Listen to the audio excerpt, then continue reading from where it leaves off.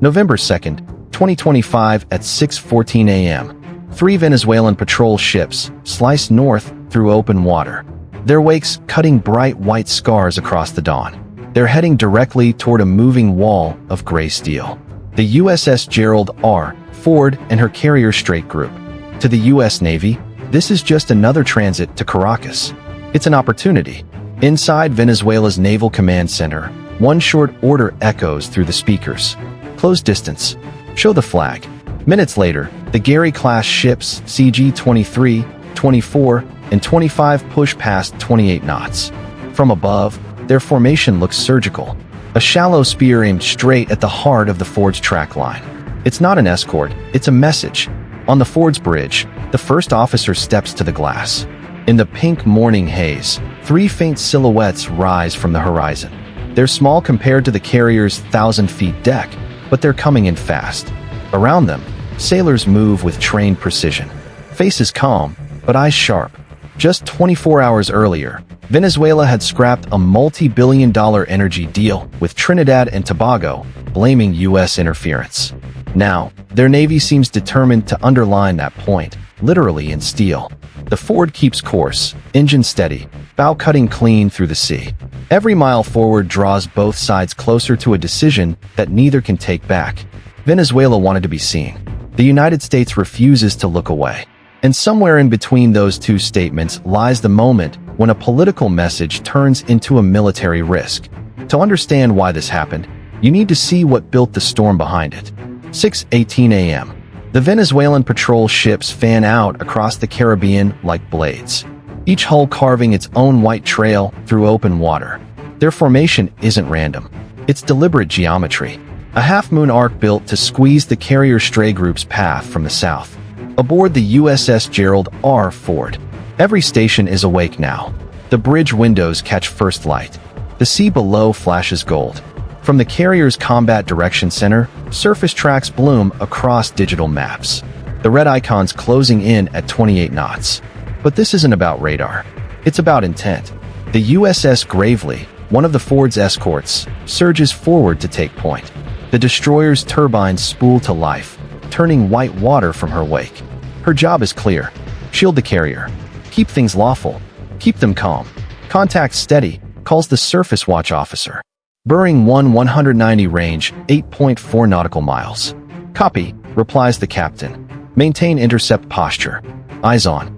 On the Ford's deck, the crew pauses mid-task as the Venezuelan hulls grow larger by the minute.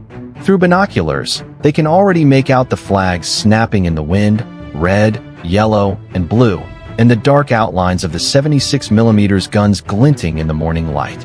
No one on the American side wants escalation, but they know the game.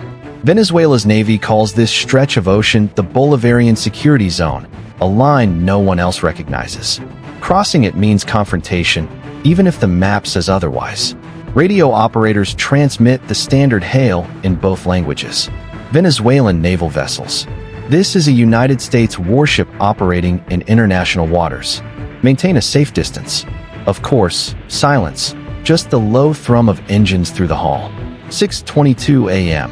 From the destroyer's bridge, the officer of the deck studies the horizon. 3 wakes converge, unwavering, bearings constant. That's not coincidence. That's choreography. Contacts holding speed, says the combat watch. CPA under 6 nautical miles. The captain nods once. Understood. Log everything. Inside the Combat Information Center, screens flicker between daylight camera feeds and infrared views from the Ford Seahawk helicopter. Now lifting off for aerial overwatch. From 600 feet up, its thermal sensors track the Venezuelan formation. Bright signatures against dark water. Closing in fast. 6:25 a.m. aboard the Ford. The command voice comes. Over the intercom. All stations condition 3. Maintain readiness. Deck crews move with a controlled rhythm. Nobody shouts, nobody runs. Every sailor knows what proximity means at sea. A handshake made of steel. The Venezuelan lead ship shifts 2 degrees starboard, aligning directly across the Ford's projected course. From above, it looks like an intersection waiting to happen. And in less than 2 minutes, they'll be inside the carrier's safety bubble. 6:27 a.m. The Venezuelan lead ship CG-23 Gary breaks formation first, sliding ahead like a shark, cutting through glass. Its bow points directly towards the carrier's flank. The other two vessels hold back, trailing at equal distance on port and starboard, creating a wedge. On the USS Gravely, bridge officers watch it unfold in real time. No confusion now. This is a deliberate push. The Combat Information Center tracks every bearing change. Laid contact closing fast. Range 5.1 nautical miles. The Surface Watch officer calls out. Copy. Maintain course. The captain answers, voice even. We're not the ones flinching today. Above the Seahawk helicopter banks low for a visual pass. It's a show of force without firing a shot. Then the radio crackles to life for the first time. United States warship, you are entering the Bolivarian security zone. Alter course immediately. The response is calm, measured, and bilingual. Negative. Operating lawfully in international waters. We recommend that you maintain safe separation. Static fills the air and then silence again. 6:29 a.m. The Ford holds her course 20 knots heading 217. The destroyer cuts parallel less than 2,000 yards off her beam. Between them, the ocean churns like a conveyor belt of tension. On the Ford's deck, flight ops halt completely. Catapults go cold. Deck crew frozen in anticipation. A billion-dollar carrier Stray Coup is now locked in a staring contest with 3 ships worth less than a single FA-18. Inside the destroyer, metal trembles under shifting torque. Contact inside 1,000 yards. Someone calls. The captain grips the railing, eyes locked forward. Helm, come right 5 degrees. Let's keep our nose between him and the carrier. For a breathless 5 seconds, both ships plow through white water side by side. Close enough that sailors on either deck can see faces, cameras, and the glint of the morning sun on steel. Then the Venezuelan vessel blinks first. Engines throttle back. Its bow dips, sliding off the collision line. At 6:35 a.m., the Gravely steady course. The carrier's flight deck resumes motion. The radio stays silent. 2 nations just came within seconds of disaster, and no one fired a shot. But for every sailor on those bridges, the message is clear. One wrong maneuver next time, and freedom of navigation could have a very different meaning. 6:36 a.m. The sea has now gone silent. Engines idle low, exhaust fumes curling off steel decks like smoke after shot that never came. Both formations, American and Venezuelan, now drift in a fragile equilibrium, neither advancing nor backing away.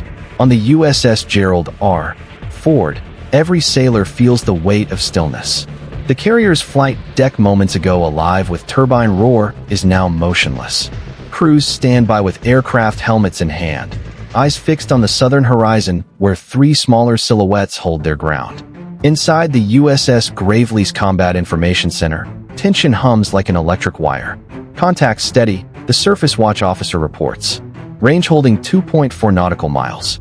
The captain nods once. Copy. Maintain posture. Cameras rolling. From 800 feet above, the Seahawk helicopter holds its orbit, circling the standoff. Its camera captures every second. Heat signatures, bearing lines, wake trails. The footage streams live to the Forge Combat Direction Center, already archived for the Pentagon's morning brief. Then, through the static of Channel 16, another message pierces the quiet. United States warship, you are warned. You have entered restricted waters. The captain's reply is calm, almost rehearsed. Negative. Operating lawfully in international waters. Recommend you maintain safe separation. No anger. No raised voice, just presence. The Venezuelan lead hip answers, not with words, but with movement. Its rudder shifts slightly to starboard, angling across the destroyer's bow again. A gesture halfway between warning and retreat. The other 2 vessels mirror it, drifting into a loose formation that slowly begins to slide south. Bridge CIC contacts turning away calls the tactical watch. The captain exhales through his nose. Old course do not pursue. 6:39 a.m. The Gravely's turbines hum back to cruise power. On board, sailors release slow breaths they didn't realize that they were holding. The sound of the sea returns rhythmic, familiar. On the Ford's bridge, the strike group commander watches the feed from the Seahawk. The 3 Venezuelan hulls shrink in the distance, their wakes crossing like fading scars in the water. "They're disengaging," the operations officer says. "Good," Commander replies. "Let's keep it that way." Above, the Seahawk swings north for recovery. Its camera lingers on the retreating formation one last time before the feed cuts off. 6:42 a.m. From the deck of the Ford, the last Venezuelan ship dips below the horizon. The ocean looks peaceful again, but everyone knows peace isn't the same as calm. The captain of the Gravely steps out onto the bridge wing, morning wind slicing past his face. He says quietly, mostly to himself, "Freedom of navigation affirmed." The crew doesn't cheer. They just watch the sea, steady and silent, knowing that they've won nothing but avoided everything. 9:40 a.m., 3 hours later, the heat over the southern Caribbean is already brutal. The USS Gerald R. Ford continues north, her escort formation back in standard geometry. Flight deck alive again with crews and aircraft. But inside the carrier's combat direction center, no one is pretending that this morning was routine. On one of the main displays, video from the Seahawk still loops. 3 Venezuelan patrol ships engaging dangerously close. The destroyer gravely holding firm. Every second of it logged, time-stamped, and encrypted. By now, that same footage is already being analyzed back in Norfolk and Washington. Across the sea, Venezuela moves faster. Within an hour of the encounter, state broadcaster VTV airs grainy clips of the confrontation. Shaky cell phone video taken from the deck of CG-23 Guy Carey. The anchor calls it a heroic defense of Bolivarian sovereignty. Caracas declares that its navy successfully forced a U.S. carrier group to alter course inside Venezuelan waters. The reality, the carrier never shifted 1 degree, but perception travels faster than fact. At the Pentagon, the press office releases a single-sentence statement. The USS Gerald R. Ford Strike Group conducted routine operations in international waters consistent with international law. No drama, no accusations, just facts. Deliberately dry as the Navy prefers. But make no mistake, the message behind that line is steel hard. For defense analysts, what happened south of Trinidad isn't an isolated event. It's another entry into the growing logbook of gray zone naval encounters, confrontations designed to provoke headlines, not wars. Venezuela's Gisari-class ships were never going to fire on the U.S. carrier. That wasn't their mission. The goal was visibility, to show defiance on camera, to feed a domestic narrative that Caracas still controls its seas. Meanwhile, the Ford's very existence in that region was its own statement. A $13 billion symbol of reach escorted by destroyers that can track and intercept a missile before it even leaves the stratosphere. The ship doesn't need to threaten. Its presence is enough. By noon, satellite imagery shows the Venezuelan patrols back near their home port of La Guera. On board the Ford, the logbook closes with the entry, "No aggression observed." Mission ongoing. And yet, every sailor aboard knows that this wasn't. Nothing. It was choreography, deliberate, rehearsed, and dangerously close to chaos. The sea might look calm again, but something shifted below the surface. Venezuela proved it could act bold. The United States proved it wouldn't blink. And the rest of the world just learned in high definition what modern deterrence looks like. Restraint at 20 knots. 6 p.m. By evening, the Caribbean looks peaceful again. Blue horizon, orange sunset, and the low hum of turbines pushing the USS Gerald R forward eastward. For most of the world, nothing happened today. But for the sailors who stood on those decks, it was a reminder that the calm seas can hide the loudest tensions. Incidents like this don't start wars, they test nerves. No missiles, no gunfire, just steel and silence. But one wrong turn, a misread maneuver, and the next headline could have looked very, very different. The truth is, modern naval power isn't about who fires first anymore. It's about who stays calm the longest. And that brings us to you. If you were standing on that bridge with 3 foreign patrol ships cutting across your bow, would you have held your course, or would you have turned away? Let me know what you would have done down below in the comments. Thanks for watching today's breakdown. If you enjoyed this deep dive into the real world of naval tension, don't forget to hit like, subscribe, and turn on the bell so you don't miss what's coming next. And hey, if you want to go a step further and support the channel directly, please join the fleet. You'll get loyalty badges, priority responses, and you'll be helping us bring more true maritime stories to the surface. Just head on over to our channel page and click on Join to get on board. Because out here, it's not the waves that test you, it's what's coming over the horizon. I'll see you in the next one.